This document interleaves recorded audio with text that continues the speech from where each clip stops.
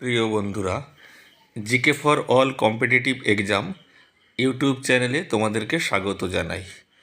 আজকের ক্লাসে আমরা আলোচনা করব বিভিন্ন খেলায় দলে কতজন খেলোয়াড় থাকে সেই সমস্ত বিষয় নিয়ে। বিভিন্ন চাকরির পরীক্ষায় এখান থেকে অনেক প্রশ্ন আসে যে এই খেলায় কতজন খেলোয়াড় থাকে। আমরা সেই সমস্ত বিষয় নিয়েই আজকে আমরা আলোচনা করব। তাই দেরি না করে শুরু করছি আজকের ক্লাস। আজকের প্রথম প্রশ্ন, ভলিবল খেলায় প্রতি দলে কয়জন খেলোয়াড় থাকে?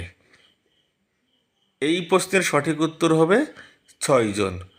ভলিবল খেলায় প্রতি দলে 6 জন খেলোয়াড় থাকে।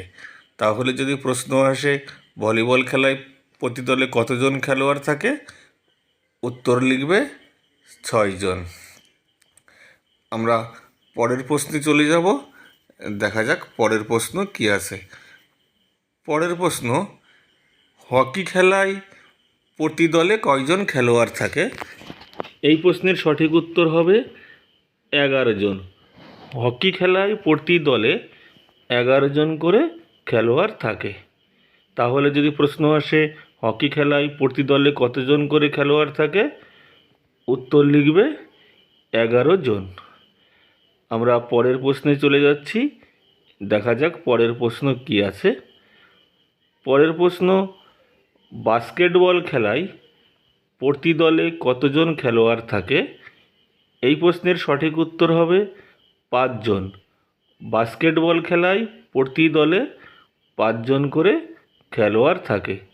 তাহলে যদি প্রশ্ন আসে বাস্কেটবল খেলায় প্রতি দলে কতজন করে খেলোয়াড় থাকে, তাহলে উত্তর লিখবে 5 জন। আমরা পরের প্রশ্নে চলে যাচ্ছি। দেখা যাক পরের প্রশ্ন কি আছে। পরের প্রশ্ন, ওয়াটার পোলো খেলায় প্রতি দলে কতজন খেলোয়াড় থাকে? এই প্রশ্নের সঠিক উত্তর হবে 7 জন। ওয়াটার পোলো খেলায় প্রতি দলে 7 জন করে খেলোয়াড় থাকে। তাহলে যদি প্রশ্ন আসে ওয়াটার পোলো খেলায় প্রতি দলে কতজন খেলোয়াড় থাকে, উত্তর লিখবে 7 জন। আমরা পরের প্রশ্নে চলে যাচ্ছি। দেখা যাক পরের প্রশ্ন কি আছে। পরের প্রশ্ন, ফুটবল খেলায় প্রতি দলে কতজন করে খেলোয়াড় থাকে? এই প্রশ্নের সঠিক উত্তর হবে 11 জন। ফুটবল খেলায় প্রতি দলে 11 জন করে খেলোয়াড় থাকে। তাহলে যদি প্রশ্ন আসে ফুটবল খেলায় প্রতি দলে কতজন করে খেলোয়াড় থাকে, উত্তর লিখবে 11 জন। আমরা পরের প্রশ্নে চলে যাচ্ছি। দেখা যাক পরের প্রশ্ন কি আছে। পরের প্রশ্ন, রাগবি খেলায় প্রতি দলে কতজন করে খেলোয়াড় থাকে? এই প্রশ্নের সঠিক উত্তর হবে 15 জন। রাগবি খেলায় প্রতি দলে 15 জন করে খেলোয়াড় থাকে।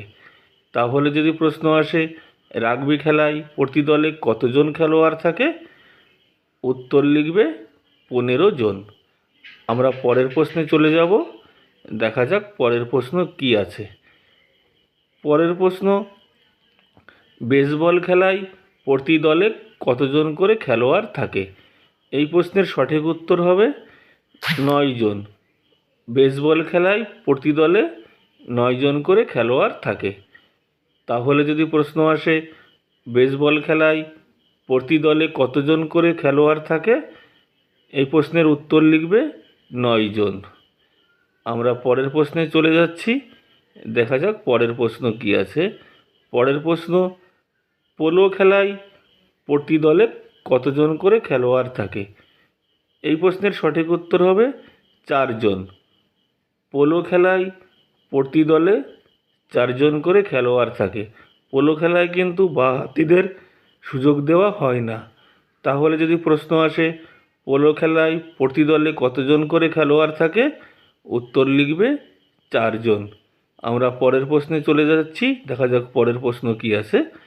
পরের প্রশ্ন, ক্রিকেট খেলায় প্রতি দলে কতজন করে খেলোয়াড় থাকে? এই প্রশ্নের সঠিক উত্তর হবে 11 জন। ক্রিকেট খেলায় প্রতি দলে 11 জন করে খেলোয়াড় থাকে। তাহলে যদি প্রশ্ন আসে ক্রিকেট খেলায় প্রতি দলে কতজন করে খেলোয়াড় থাকে, উত্তর লিখবে 11 জন।